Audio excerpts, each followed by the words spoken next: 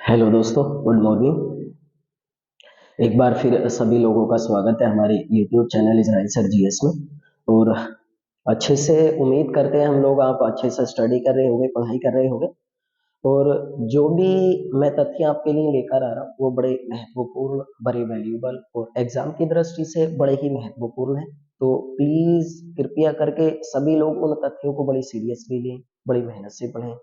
और उन तथ्यों से रिलेटेड जो भी कुछ हम लोग आपस में मिलकर डिस्कशन कर रहे हैं कि यहाँ से इन तथ्यों को पढ़ना चाहिए, तो कृपया करके वहां से आप सब लोग बड़ी मेहनत के साथ उन तथ्यों पर काम करें और बड़ी मेहनत के साथ आप लोग पढ़ें।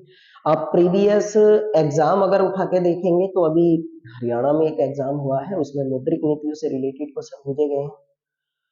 उसमें जो हम लोगों ने एक अच्छा टॉपिक आपके बीच में डिस्कशन करा था, और उस वाले टॉपिक का संबंध आपकी सफाई से था, जो हमारे भारत में स्वच्छता सर्वेक्षण पुरस्कार वितरित किए गए थे, उससे रिलेटेड वहां पर क्वेश्चन पूछे गए हैं। तो कृपया करके मैं आप सब लोगों से बड़ी गुजारिश कर रहा हूँ, बड़ी आशाओं के साथ मैं आप लोगों से कह रहा हूँ कि कृपया करके बड़ी मेहनत के साथ इन टॉपिकों को बड़ी सीरियस ले लें और अपने नोट्स बनाएं।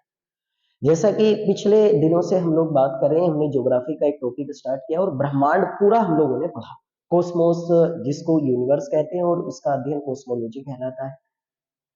पूरा हमने उसके बारे में डिस्कशन करा, तारे कैसे बन जाते हैं, उनकी मृत्यु कैसे हो जाती है, ब्लैक होल का संबंध किससे है, व्हाइट ड्वार्फ क्या होता है, ब्लैक ड्वार्फ क्या होता है, ब्लैक होल क्या होता है, न्यूट्रॉन स्टार क्या होता है, पल्सर क्या होता है, क्वासर वगैरह क्या होता है, तारामंडलीय कॉन्स्टोलेशन किसे हम लोग बोलते हैं, ध्रुव तारा क्या होता है, सप्तऋषि मंडल या बिग डीपर जिसको बोला जाता है वो क्या होता है, सुपरनोवा क्या होता है, नोवा क्या होता है, नव तारा, अभिनव तारा क्या होता है, रेड गेट क्या होता है, सुपर रेड गेट क्या होता है, या जिसको रक्त दानव कहते हैं, सुपर रक्त दानव क्या होता है, डोपलर प्रभाव क्या होता है। कि ये सब लोगों या स्टडी स्टेट यूनिवर्स थ्योरी बड़ी आपकी हमारी अच्छी है, उससे रिलेटेड क्वेश्चन पूछे गए हैं। स्टडी स्टेट यूनिवर्स आपकी थ्योरी क्या होती है, या फिर बिग बैंग थ्योरी जिसको बोला जाता है, महाविस्फोट सिद्धांत, वो क्या। बड़े अच्छे टॉपिक है, बड़ी मेहनत से आप पढ़ें और उन्हें शेयर करें। लोग बागों को बताएं कि एक एक लाइन से कभी भी किसी का भी आपकी हमारी भला नहीं हुआ, और ना ही वहां से क्वेश्चन पूछे गए। मैं सब लोगों से एक बार रिक्वेस्ट करता हूँ कि जिन भी लोगों से आप जुड़े हुए हैं, आप कम से कम एक बार एनालिसिस करें, एक बार देखें, और इस बात को सर्च करने की आप कोशिश करें कि उन लोगों ने जो आप लोगों को बताया उसमें से कितना आपके मालूम किया गया, कितना वहां से आया।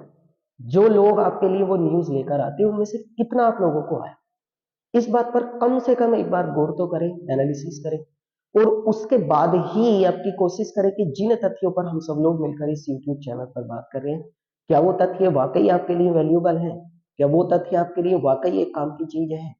उन्हीं से रिलेटेड तथ्य मैं आप लोगों को इतनी मेहनत के साथ लेकर आता हूँ, और इतनी डिटेल के साथ मैं आप चीजों को आपको समझा के जाता हूँ। तो कृपया करके आप सब लोग बड़ी मेहनत के साथ स्टडी करें, बड़ी मेहनत के साथ उन तथ्यों को आप पढ़ें। और मैं पर डे आप लोगों से कहता हूँ कि ज्यादातर लोगों को हमारे इस चैनल के बारे में बताएं और इसे शेयर करें, और ज्यादातर लोगों को ये कहें कि हमारे इस चैनल को सब्सक्राइब करें और पूरे तथ्यों पर आप एनालिसिस करें, उन्हें देखें और मेहनत के साथ अपने नोट्स बनाएं।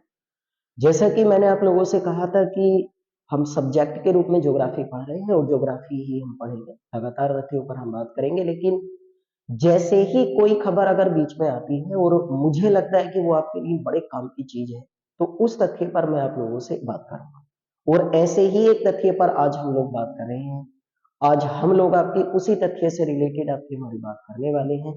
तो उस तथ्य को एक बार सभी लोग आपकी हमारी ध्यान से पढ़ने की आपकी कोशिश करें। जो भी तथ्य है आप लोग आपकी हमारी उसके बारे में ध्यान से आप पढ़ें।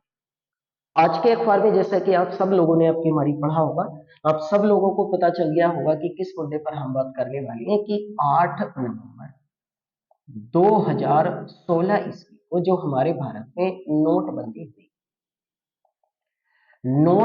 हुई। वास्तविकता में नोटबंदी एक हमारी पारंपरिक भाषा है, लेकिन इसको अगर हम शैक्षणिक भाषा में प्रयोग करेंगे तो इसको बोला जाता है विमुद्रीकरण। विमुद्रीकरण है ना। विमुद्रीकरण को इंग्लिश में अगर हम पढ़ेंगे तो इसको आपकी इंग्लिश में बोला जाता है डीमोनेटाइजेशन। डीमोनेटाइजेशन या विमुद्रीकरण आपकी हमारी जो हुआ, या जिसको हम आम भाषा में ज्यादातर लोग हम लोग आपकी हमारी इसको हम बोल देते हैं नोटबंदी हुई। इसको लेकर 8 नवंबर को जो हुआ इसको लेकर डिसीजन दिया गया है सर्वोच्च न्यायालय के द्वारा। अब जैसे करके हम लोग बात कर रहे हैं कि इसको लेकर डिसीजन जो दिया गया वो 2 जनवरी 2023 ईस्वी को इसको लेकर डिसीजन दिया गया और इसको लेकर डिसीजन दिया है सुप्रीम कोर्ट। सुप्रीम कोर्ट का मतलब हिंदी में आप सब लोगों को पता है आपकी सर्वोच्च न्यायालय होता है, सर्वोच्च न्यायालय है ना, या फिर इसे उच्चतम न्यायालय के नाम से भी हम लोग जानते हैं, उच्चतम न्यायालय। इसने डिसीजन दिया 2 जनवरी को डिसीजन दिया 2023 ईस्वी में कि सरकार ने जो 8 नवंबर 2016 ईस्वी को नोटबंदी की क्या वो सही थी या क्या वो गलत थी। और इसको लेकर सर्वोच्च न्यायालय ने आपकी हमारी डिसीजन दिया है और सर्वोच्च न्यायालय ने इसको लेकर आपकी हमारी ये कहा कि जो भी सरकार के द्वारा आपकी निर्णय लिया गया था वो 8 नवंबर 2016 ईस्वी को 8 नवंबर 2016 ईस्वी को किया गया विमुद्रीकरण, डीमोनेटाइजेशन, विमुद्रीकरण आपकी वो सही था। इन्होंने ये कहा, इन्होंने इसको लेकर आपकी हमारी एक सवाल ये करा कि वो विमुद्रीकरण या डीमोनेटाइजेशन जो था वो सही था। बड़ा महत्वपूर्ण मुद्दा है। आपने अगर स्टडी से पढ़ाई से जुड़े हुए हो तो आपने पहले भी फील किया होगा कि इससे रिलेटेड जो मुद्दे जो क्वेश्चन है वो पहले बहुत ज्यादा एग्जाम में मालूम किए जा चुके हैं, बहुत ज्यादा एग्जाम से रिलेटेड आपके ये मुद्दे हैं। तो आप कृपया करके आपके इसको आप पढ़ें ध्यान से, जो भी कुछ मैं बता रहा हूँ वो सब कुछ वैल्यूबल है, सब कुछ बड़े ध्यान से आप लोग यहाँ पर देखें और उन्हें पढ़ें। डेट याद हो आपकी 8 नवंबर 2016, डिसीजन की डेट याद हो आपकी 2 जनवरी 2023 ईस्वी में सर्वोच्च न्यायालय ने निर्णय दिया और सर्वोच्च न्यायालय ने ये कहा कि ये आपकी हमारी जो डिसीजन दिया था सरकार ने वो डिसीजन आपकी सही था, उसमें कोई भी खामी नहीं थी, कोई भी गलती आपकी गवर्नमेंट की नहीं थी। अब देखो एक सवाल आपकी हमारी ये पैदा होता है, अब मैं आपको बिल्कुल शुरू से समझा के लाता हूँ, इसमें आपकी निर्णय देने की जरूरत क्या पड़ी या इसको लेकर आपकी हमारी ये मुद्दा जो आपकी हम लोग आज पढ़ने वाले इसका मतलब क्या था। देखो पहली बात तो ये है, ध्यान से सुनना मुझे सारे लोग आपके यहाँ पर, पहली बात तो ये है कि सरकार ने 8 नवंबर 2016 ईस्वी को विमुद्रीकरण करा, डीमोनेटाइजेशन करा, है ना, इंग्लिश में भी याद रखना नोटबंदी करी। अब इसको लेकर कि ये वाला आपकी जो निर्णय था नोटबंदी का, इसको लेकर 58 जनहित याचिकाएं, 58 जनहित याचिकाएं सर्वोच्च न्यायालय में दायर की गई, दायर की। इन 58 जनहित याचिकाओं को सर्वोच्च न्यायालय के द्वारा स्वीकार किया। अब पहली बात तो सवाल ये उठता है कि क्या सर्वोच्च न्यायालय को आपकी हमारी ये जनहित याचिकाएं स्वीकार करनी चाहिए थी या आपकी हमारी स्वीकार नहीं करनी चाहिए थी जनहित याचिकाएं। तो अब देखो मैं पहले आप लोगों को, जैसे यहां पर ये लिखा हुआ है जनहित याचिका, जनहित याचिका कितनी दायर की गई है नंबर याद रखना, 58 जनहित याचिकाएं दायर की गई। अब मैं आपको पहले एक बात समझाता हूं कि जनहित याचिका या फिर इंग्लिश में इसको बोलते हैं PIL, आपने अखबार में पढ़ा होगा, इसका पूरा नाम बहुत ज्यादा इंग्लिश में आता है, अखबारों में आपके लिखा हुआ, आपके एग्जामों में बहुत ज्यादा पूछा जाता है। P का मतलब होता है पब्लिक, I का मतलब होता है इंटरेस्ट और L का मतलब होता है लिटिगेशन, पब्लिक इंटरेस्ट लिटिगेशन। कई बार हिंदी में इसे लिखा हुआ आएगा लोकहित याचिका, लोकहित याचिका भी इंग्लिश में इसको लिखा हुआ आएगा, शॉर्ट फॉर्म में PIL कहते हैं, पब्लिक इंटरेस्ट लिटिगेशन इसका फुल फॉर्म होता है। अब मैं पहले आपको इसको समझाऊं, बाद में बात करेंगे स्वीकार किया जाना चाहिए था सर्वोच्च न्यायालय के द्वारा या नहीं किया जाना चाहिए था। देखो एक PIL का मतलब होता क्या है, पहली बात तो आप ये लिखें कि पूरे विश्व में सबसे पहले PIL को विश्व में शुरू करने का जो श्रेय है वो दिया जाता है अमेरिका, यानी पूरी दुनिया में अमेरिका ने इसको शुरू करा। और भारत में जो PIL लाई गई है, भारत में PIL जो लाई गई है वो किस देश से आपकी कॉपी करा है हमने, वो अमेरिका से कॉपी करा है। अब देखो PIL होती क्या है पहले इसे समझो। साधारणतः याचिका तो पीछे लगा हुआ, याचिका का मतलब तो एक तरीके से अपनी शिकायत को सर्वोच्च न्यायालय या न्यायपालिका तक पहुंचाने का जो एक रास्ता होता है उस वाले रास्ते को हम लोग क्या कह देते हैं, याचिका बोलते हैं।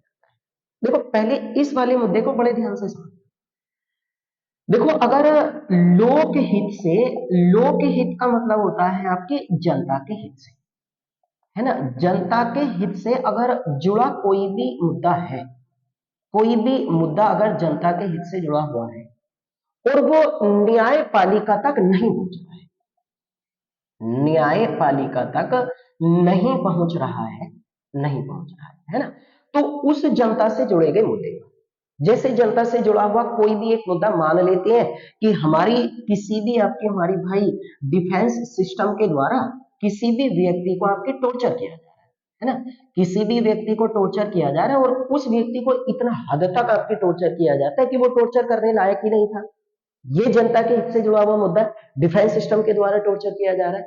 तो अब इस वाली व्यक्ति को यहां से छुटकारा दिलाने के लिए वो न्यायपालिका की दृष्टि में ये एक गलत आपकी मुद्दा है, इसको पहुंचाने के लिए जो एक याचिका दायर की जाती है उसको क्या बोलते हैं, पीआईएल बोला।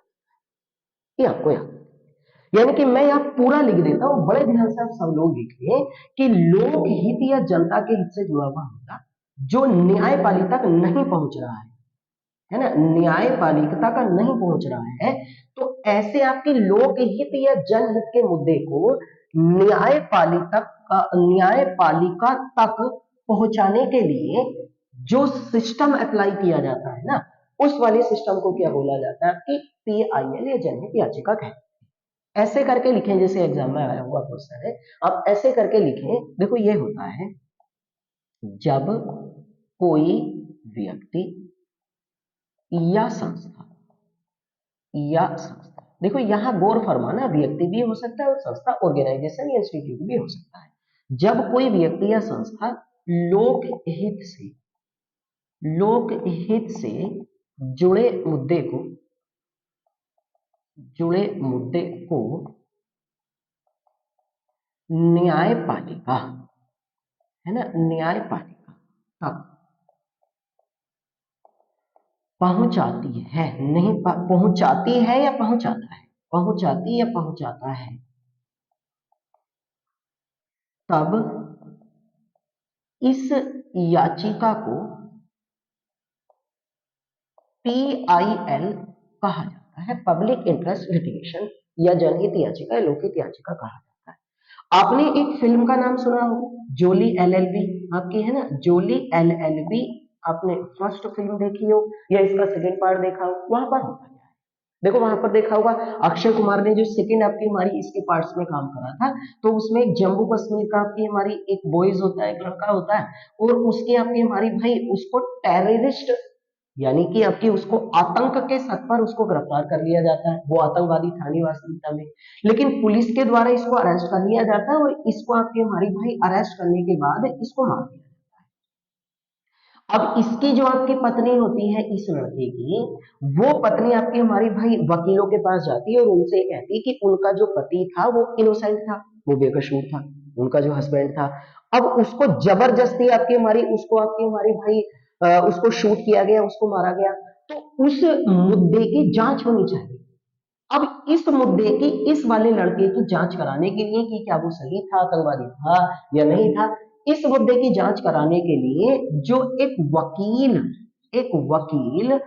कोर्ट में याचिका दायर करता है, कोर्ट में याचिका दायर करता है, उस वाली याचिका को क्या बोला जाता है, पीआईएल। अब फिल्म देखना, उस पूरी की पूरी मूवी में इसी आपकी हमारी पीआईएल के ऊपर जिक्र किया गया है। तो जब कोई भी व्यक्ति या संस्था लोकहित से जुड़े गए किसी भी मुद्दे को न्यायपालिका तक पहुंचाता है, जो याचिका दायर करता है उस वाली याचिका को क्या कहते हैं, आपकी पीआईएल। पूरी दुनिया में इसकी शुरुआत आपकी कब हुई थी, पूरे विश्व में इसकी शुरुआत आपकी भाई अमेरिका में सबसे पहले की गई। अब आप लिखें, भारत में जो है, भारत, है ना, भारत में सबसे पहले जो पीआईएल की शुरुआत हुई है, आप पूरी डिटेल में समझिए चीजों को, उसके बाद ही मैं नोटबंदी बनाऊंगा, आपको पीआईएल अगर समझ में आ जाएगी। शुरुआत है वो 1981 ईस्वी में हुई थी, और 1981 ईस्वी में सबसे पहली पीआईएल जो दायर की गई थी वो दायर की गई थी आपकी पुष्पा कपिला हिंगोरानी के द्वारा।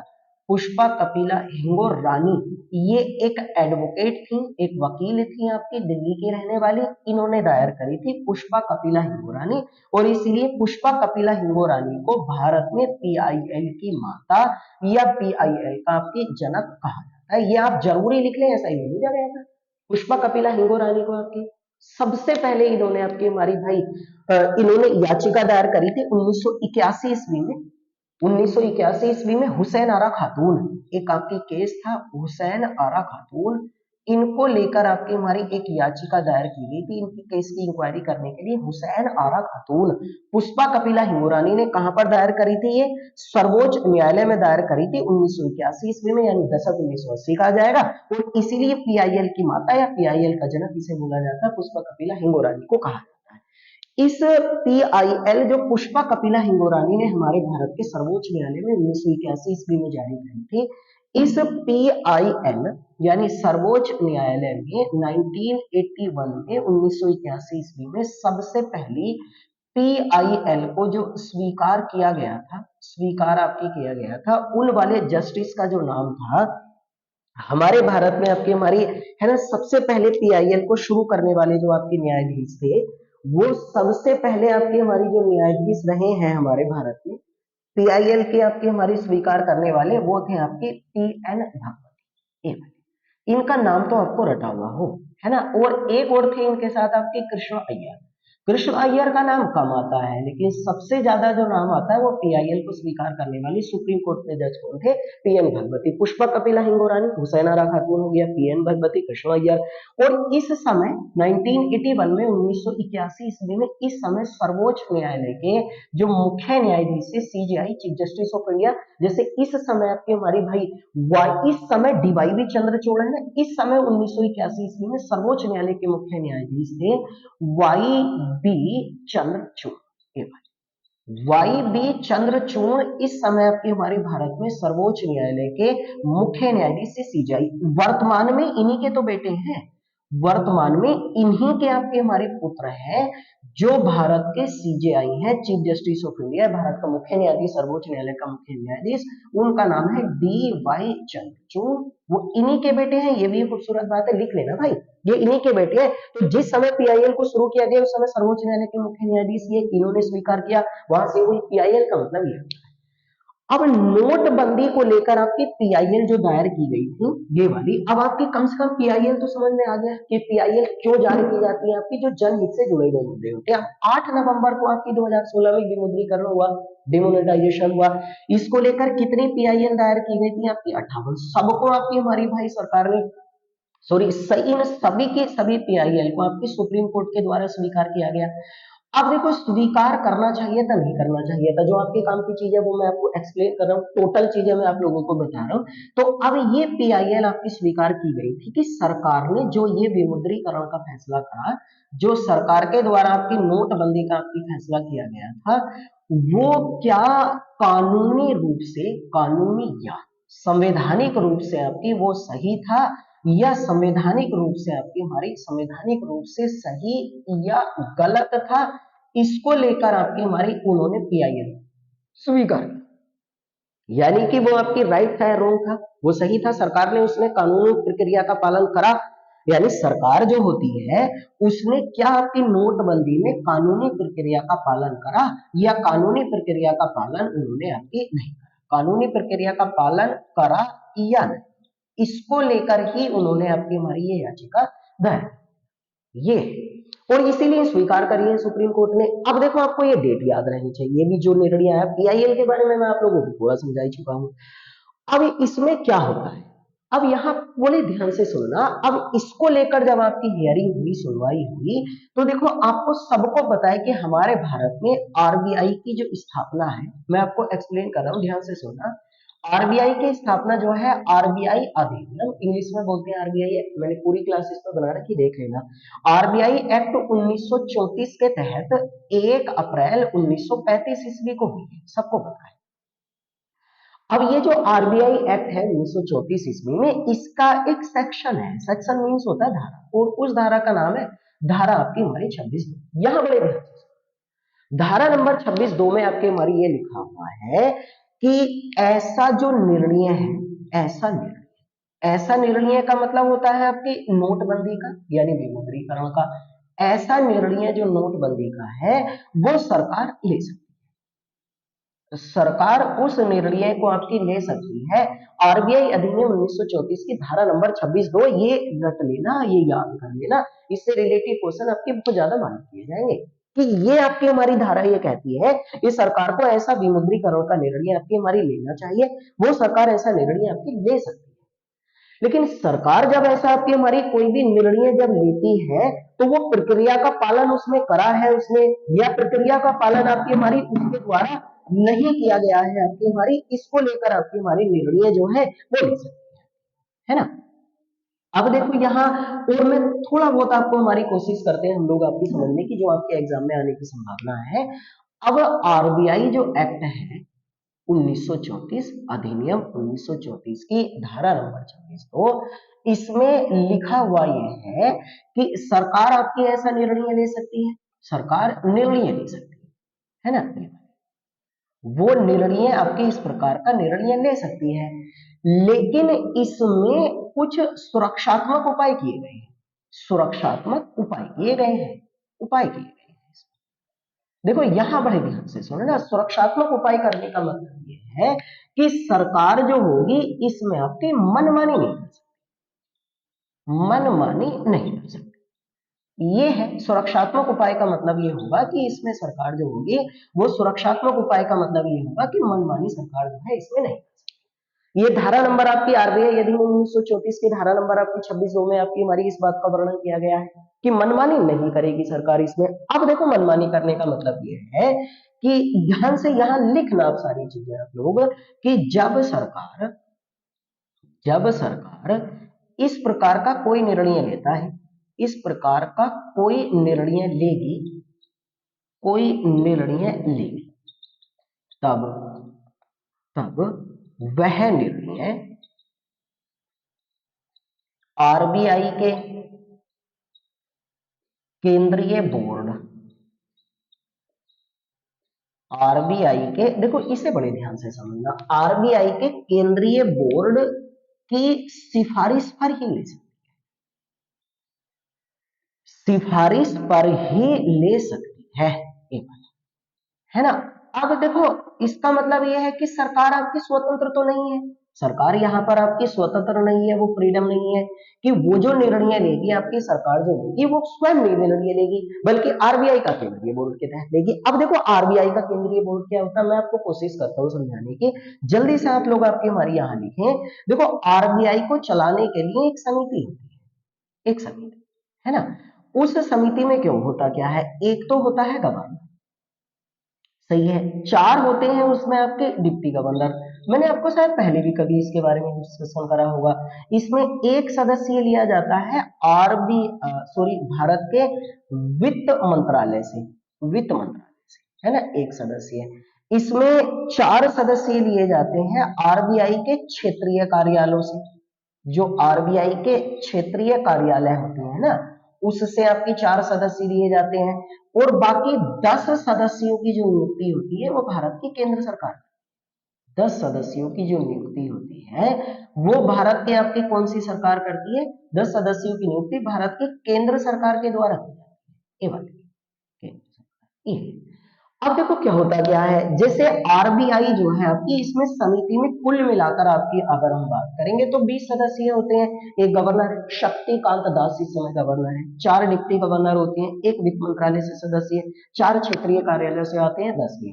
देखो आपकी 4 और 1 5, 6 6 4 10 और 10 20 सदस्यों की एक समिति होती है।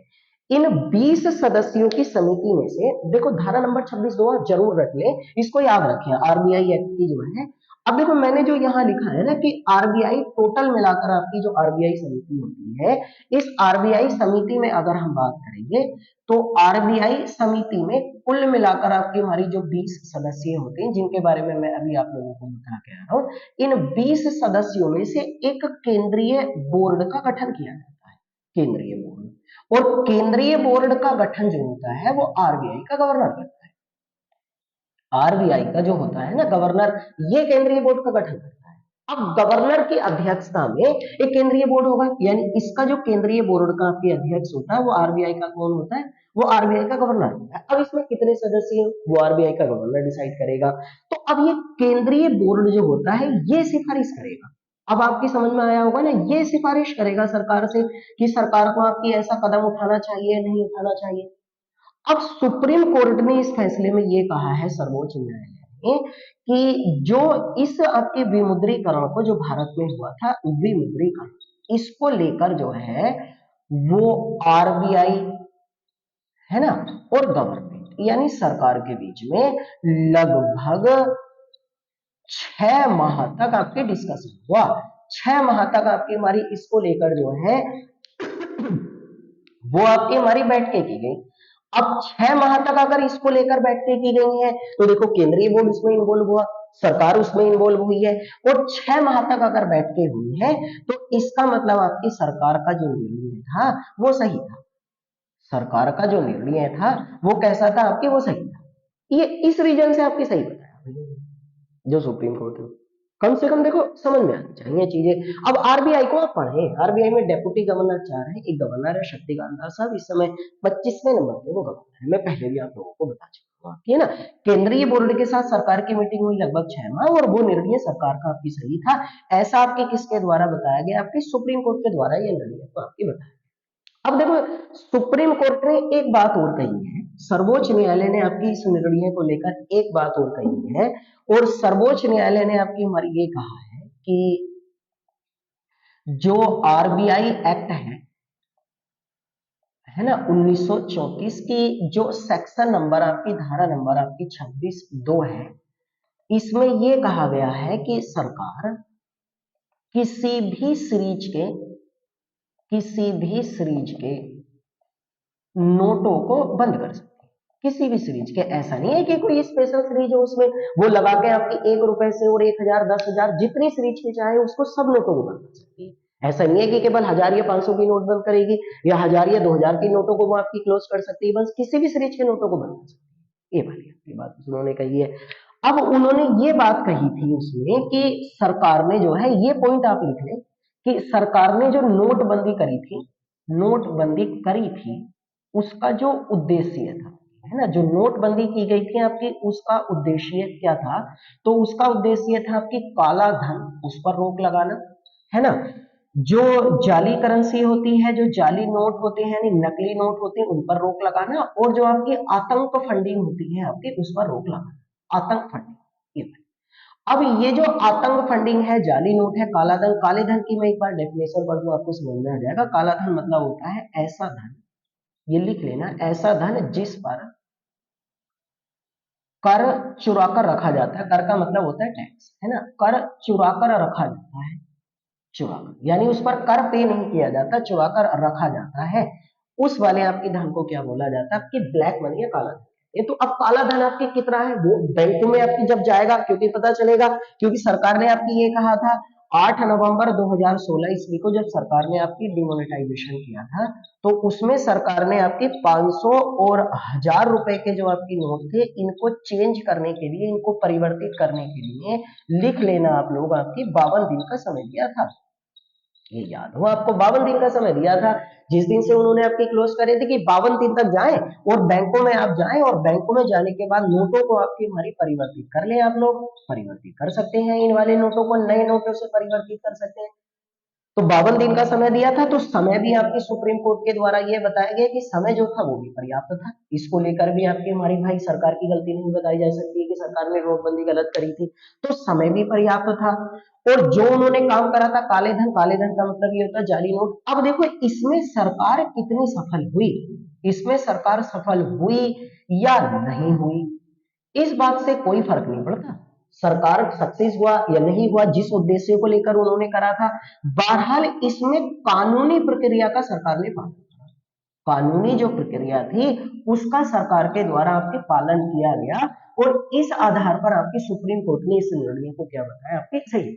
तो सेक्शन नंबर 2 याद रखें, आरबीआई एक्ट अधिनियम 1934 को आप पढ़ें, आरबीआई को पूरा आप डिस्कशन करें। पीआईएल के बारे में मैं आप लोगों को यहाँ पे समझा चुका हूँ। ये हमारी है ना 52 दिन का समय था, कब हुआ, कौन कौन से नोटों को आपकी हमारी सरकार ने बंद करा। अब देखो सरकार ने आपकी हमारी सुप्रीम कोर्ट ने जो इसमें आपकी निर्णय दिया, तो इस वाले अगर हम निर्णय के बारे में बात करें तो इस आपकी हमारी नोटबंदी सही थी या नहीं थी? नोटबंदी ये सही थी या नहीं? इसको लेकर सर्वोच्च न्यायालय में, है ना, एक पीठ का गठन किया गया। देखो पीठ को इंग्लिश में बोलते हैं बेंच, और उस वाली पीठ का नाम रखा गया था आपकी संवैधानिक पीठ। संवैधानिक पीठ, है ना। और संवैधानिक पीठ को इंग्लिश में कहते हैं कॉन्स्टिट्यूशनल बेंच, कॉन्स्टिट्यूशनल बेंच कहते हैं। और इस संवैधानिक पीठ में कुल मिलाकर आपकी 5 न्यायाधीश थे, और इन 5 न्यायाधीश की संवैधानिक पीठ के जो अध्यक्ष थे उनका नाम था आपकी एस ए नजीर। ये एस ए नजीर इस संवैधानिक पीठ के अध्यक्ष थे। तो एक सदस्य तो ये हो गए। एक थे आपके हमारे इसमें दूसरे जो सदस्य थे उनका नाम था A S Bopanna. A S Bopanna एक सदस्य आपके ये थे। तीसरे सदस्य जो इसमें थे आपकी हमारी वो थे ए आर गवई, है ना। जो तीसरे सदस्य थे वो थे आपकी वी आर गवई। ये तीसरे आपके न्यायाधीश थे। चौथे न्यायाधीश थे आपके हमारी रामा सुब्रमण्यम, रामा सुब्रमण्यम, है ना। ये आपके चौथे सदस्य थे। और पांचवी जो सदस्य थी वो थी आपकी बीवी नागारत्न, बीवी नागारत्न। ये 5 इनके नाम जरूर याद रखे भाई। देखो कॉन्स्टिट्यूशनल बेंच संवैधानिक पीठ ने आपके निर्णय दिया, और ये 5 नदों के आपके न्यायाधीश थे। इसके अध्यक्ष हैं आपकी ए एस नजीर थे, एक ये न्यायाधीश थे, एक ये और एक ये। अब देखो मैं पहले आप लोगों को एक बात समझाऊं कि बेंच का मतलब क्या होता है। देखो सर्वोच्च न्यायालय में आपको पता है कि हमारे भारत में सर्वोच्च न्यायालय में आपके अधिकतम न्यायाधीश कितने हो सकते हैं? 34, जिसमें एक मुख्य है और आपकी 33 अन्य न्यायाधीश है। सर्वोच्च न्यायालय पढ़ना पड़ेगा अब आप लोगों को, सर्वोच्च न्यायालय के बारे में जानकारी हो। देखो जो भी टॉपिक मैं लेकर आता हूँ, जहां से आपको पढ़ने के लिए बोल रहा हूँ, वहां से आप पढ़ ले, एग्जाम क्वालिफाई हो जाएगा बात, है ना। तो इसमें एक मुख्य होता है, 33 अन्य। और इस समय मुख्य न्यायाधीश भारत के आपके कोने में अभी बता रहा था डीवाई चंद्रचूड़ है। तो अब क्या होता है, जैसे सर्वोच्च न्यायालय में रोज के आपके भाई बहुत केस जाते हैं, जैसे मान लेते हैं 1 लाख केस है सर्वोच्च न्यायालय में। तो अब इन 1 लाख केसों की सुनवाई, कौन से केस की सुनवाई जो है वो कौन सा न्यायाधीश करेगा? कौन से केस की जो सुनवाई है वो कौन सा आपके न्यायाधीश करेगा? इसका निर्णय जो होता है वो आपकी सीजीआई के द्वारा लिया जाता है, जो सर्वोच्च न्यायालय का मुख्य न्यायाधीश कहते हैं। और इसीलिए सीजीआई को बोला जाता है master of roster, master of roster कहते हैं। रोस्टर का मतलब तो जानते हो ना, काम काज का रजिस्टर तैयार करने वाला मास्टर बोला जाता है उसको। और अब कौन से केस की सुनवाई, अगर किसी केस की सुनवाई जो है वो केवल एक ही न्यायाधीश आपकी हमारी बहुत है उस केस की सुनवाई करने के लिए, तो उस वाली आपकी हमारी भाई इस वाली पीठ का जो नाम रखा जाएगा ना, इस वाली पीठ का नाम होगा एकल न्यायाधीश पीठ। ये होगा एकल न्यायाधीश पीठ हो गया। अगर किसी केस की सुनवाई आपकी 2 जस्टिस कर रहे हैं, 2 न्यायाधीश कर रहे हैं, तो उस वाली पीठ का नाम क्या रखा जाएगा आपकी? 2 न्यायाधीशों की पीठ। ये 2 न्यायाधीशों की पीठ। तो ये बेंच होती है इंग्लिश में आपकी। और इसका निर्णय कौन से केस की सुनवाई कौन करेगा? आपके सुप्रीम कोर्ट का मुख्य न्यायाधीश लिया जाता है, और इसीलिए उसको मास्टर ऑफ रोस्टर कह देते हैं।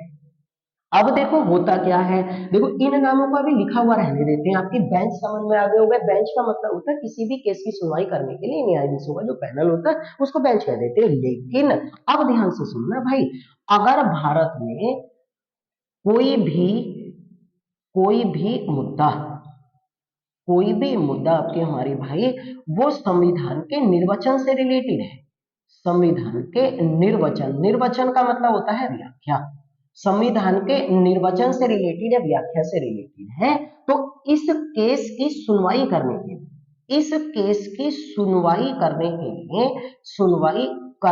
के लिए जो पीठ बनती है ना, जो पीठ या बेंच आपकी हमारी जो बनती है, उस वाली पीठ को क्या बोला जाता है? आपके संवैधानिक पीठ है।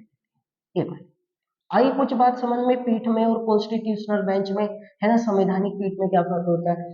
तो अगर कानूनी रूप से आपकी कोई मुद्दा बहुत महत्वपूर्ण है, तो उस केस की सुनवाई करने के लिए जो न्यायाधीशों का समूह सुप्रीम कोर्ट में होगा उसको संवैधानिक पीठ या कॉन्स्टिट्यूशनल बेंच बोला जाएगा। अब आप लिख लेना, संवैधानिक पीठ में न्यूनतम न्यायाधीश जो हो सकते हैं ना आपके, वो आपकी हमारी 5 हो सकते हैं न्यूनतम। अधिकतम कितने भी हो सकते हैं?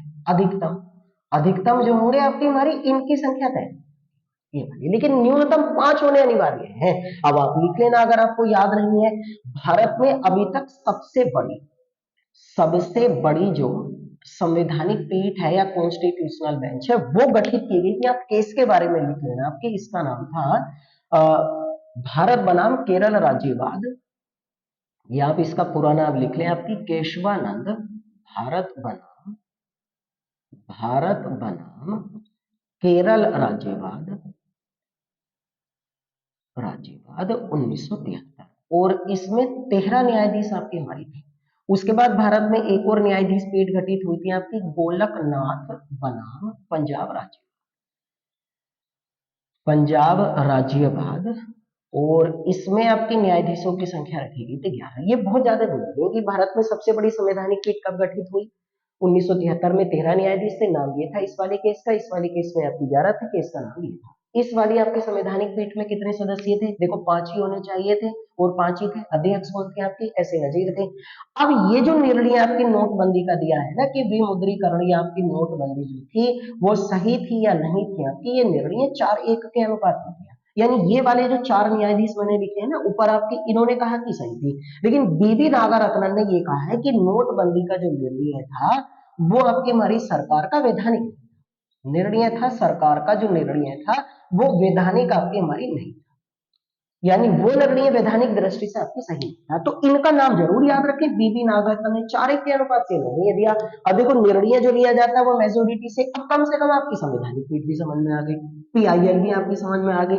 अब देखो आपकी हमारी इन्होंने जो बीबी नागरत्न थी है ना, जो इनके बारे में हम लोग बात कर रहे हैं, तो जो आपकी हमारी ये बीबी नागारत्न है ना, इन्होंने कहा कि जो आरबीआई एक्ट 1934 है, जो धारा नंबर आपकी 26(2) है, इसमें यह कहा गया है कि ऐसा जो निर्णय होगा, ऐसा निर्णय का मतलब आपकी नोटबंदी का या विमुद्रीकरण का आपकी जो निर्णय है, इसकी पहले पहले सिफारिश पहले जो इसकी सिफारिश है वो आरबीआई के केंद्रीय बोर्ड के द्वारा की जानी चाहिए, आरबीआई के केंद्रीय बोर्ड। बल्कि ये वाला जो 8 नवंबर 2016 का केस हुआ है, इस वाले केस में जो है, इसमें पहले जो आपकी सिफारिश है वो पहली जो सिफारिश है वो सरकार ने करी है। बल्कि सरकार ऐसा नहीं कर सकती है, बल्कि पहले ऐसा निर्णय आपकी हमारी किसके द्वारा लिया जाना चाहिए, आरबीआई सिफारिश करे, और आरबीआई की सिफारिश के आधार पर ये निर्णय जो होगा वो सरकार को लेना चाहिए। तो इन्होंने कहा कि आरबीआई को जारी करनी चाहिए थी विज्ञप्ति, और आरबीआई विज्ञप्ति जारी करती, और इस विज्ञप्ति के आधार पर सरकार निर्णय लेती, सरकार निर्णय लेती आपकी हमारी, ऐसा इन्होंने कहा था, और इसलिए इन्होंने गलत बताया। इन्होंने ये कहा था कि इस वाले निर्णय को अधिसूचना के आधार पर नहीं लिया जाना चाहिए था, बल्कि इस वाले निर्णय को कानून बनाकर अगर सरकार लेती तो ये निर्णय आपके बेहतर होता। अधिसूचना का मतलब केवल विज्ञप्ति जारी कर दे कि आज रात 12 बजे से आपके लीगल टेंडर के रूप में हजारों 500 के नोट नहीं रहेंगे। तो इन्होंने ये कहा कि इसकी सिफारिश पहले आपके केंद्रीय बोर्ड में करनी चाहिए थी, क्योंकि आरबीआई एक्ट की 26(2) की धारा ये कहती है। इन्होंने कहा सरकार को निर्णय नहीं लेना चाहिए था, पहले आरबीआई कहती सरकार से, तब सरकार ने, इसलिए ये इस वाले मुद्दे से सहमत नहीं थी, तो 4:1 के अनुपात से लिया गया ये वाला मुद्दा जो है। तो इनके नाम, संवैधानिक पीठ, पीआईएल, आरबीआई, सुप्रीम कोर्ट, सब कुछ आपको पढ़ना पड़ेगा, आएंगे क्वेश्चन, मेरी गारंटी है कि क्वेश्चन कम से कम पढ़े तो सही आपकी हमारी इन वाले मुद्दों को, है ना। अब मैं आप लोगों को आपकी हमारी समझा देता हूँ, यहाँ बड़े ध्यान से सब लोग लिख ले, सारे लोग आपके। अब देखो बार बार हमारे दिमाग में एक टॉपिक ये भी घूम रहा होगा कि विमुद्रीकरण, या जिसको हम लोगों ने शुरू में आकर चर्चा करी थी आपकी डिमोनेटाइजेशन जो है वो है। देखो क्या होता है, जब किसी भी आपके अर्थव्यवस्था में, किसी भी देश के अंदर, है ना, पुरानी मुद्रा को बंद करके, जो पुरानी मुद्रा होती है इसे बंद करके, है ना, इतनी ही मात्रा में नई मुद्रा जारी कर दी जाती है, नई मुद्रा जारी कर दी जाती है, तो इस वाले तरीके को क्या बोला जाता है, विमुद्रीकरण कह दिया जाता है। अब जैसे 500 और 1000 रुपए के नोट हमारे भारत में लिखे, भारत में इससे पहले भारत में कुल मिलाकर 3 बार विमुद्रीकरण हुआ है, 3 बार आपकी विमुद्रीकरण आपकी हो चुका है। भारत में सबसे पहले आपकी विमुद्रीकरण जो हुआ था आपकी सबसे पहले जी जो डीमोनेटाइजेशन हुआ है वो हुआ था भैया हमारे भारत में, और इसका ये हुआ था 12 जनवरी 1946 ईस्वी को। उस समय भारत में अंग्रेजों का शासनकाल था और लॉर्ड बेवेल ये उस समय भारत के वायसराय हुआ करते थे, और इस समय आपकी अंग्रेजों ने भारत में चलने वाले जो नोटों आपके हमारी थे ना, जो हमारे भारत में आपकी हमारी चलने वाले जो नोट थे आपके 500, 1000 और उसके बाद आपकी हमारी 10,000 रुपए के, है ना, 500 के, 1000 के और 10,000 रुपए के आपके हमारे जो नोट थे, इन आपके हमारी नोटों को सरकार के द्वारा आपके बंद कर दिया। तो उस समय 10,000 का नोट भी चलता था, 1,000 का नोट भी और 500 रुपए का नोट भी चलता था आपकी, है ना, 1946 में।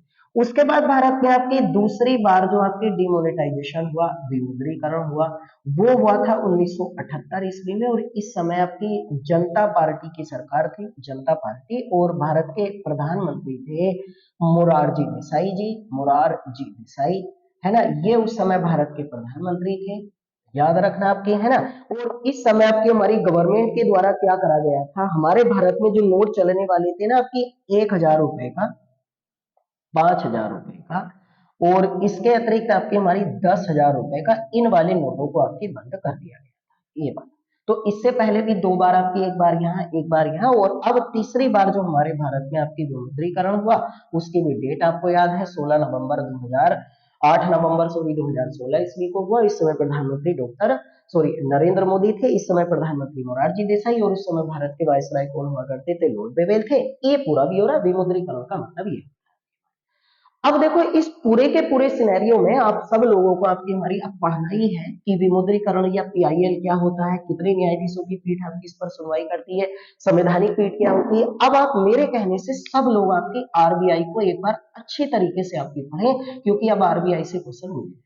अब सब लोग सर्वोच्च न्यायालय को आपकी एक बार पढ़ें, क्योंकि अब सर्वोच्च न्यायालय से आपके क्वेश्चन मिले। अब आएंगे क्वेश्चन, यहाँ से क्यों नहीं आएंगे, तो कम से कम आप पढ़े तो सही, कोशिश आप हम सब लोग आपकी मिलकर करेंगे तो क्वेश्चन पूछे जाएंगे यहाँ से। तो अच्छा, उम्मीद करें कि आपकी समझ में बहुत अच्छी तरीके से आया हुआ कि आरबीआई अधिनियम की धारा नंबर 26 में क्या है, क्यों इसको सही बताया है आपके हमारे न्यायाधीशों ने, क्या ये निर्णय सरकार के द्वारा संवैधानिक था, कानूनी रूप से सही था या गलत था, ये पूरा एक टॉपिक हुआ आपका। तो अब आरबीआई को भी पढ़े, सर्वोच्च न्यायालय को भी पढ़े। सर्वोच्च न्यायालय की स्थापना भारतीय संविधान में अनुच्छेद 124 के तहत आपकी की गई है, संवैधानिक आपकी संस्था है। आरबीआई को आप पढ़ें कि गवर्नर की नियुक्ति कौन करता है, डेप्यूटी गवर्नर की नियुक्ति कौन करता है, निर्णय कैसे लिए जाते हैं, स्वतंत्र है या स्वतंत्र संस्था नहीं, अब पढ़े आपकी रूप से। मैं बताता रहूंगा बीच बीच में आप लोगों को, और ज्योग्राफी जो अपना टॉपिक है वो साथ ही साथ आपका चलता रहेगा, लेकिन बीच में अगर कोई अहम मुद्दा जो हमें लगता है कि वो महत्वपूर्ण है हमारी परीक्षाओं की दृष्टि से, तो उस मुद्दे पर हम लगातार बात करते रहेंगे। ठीक है, तो आप अच्छे से हमारे चैनल के बारे में शेयर करें। मैं बार बार आपसे कह रहा हूँ, कृपया करके सभी लोग ज्यादातर आपकी व्यक्तियों तक हमारे चैनल को पहुंचाएं, शेयर करें, लाइक करें, और सबसे अच्छी बात है आप लोग आपके हमारी सब्सक्राइब करने की कोशिश करें। से लगातार ऐसे मुद्दों पर बात करते रहेंगे, अच्छे से पढ़ाई करते रहिए और बने रहिए हमारे साथ लोग सब।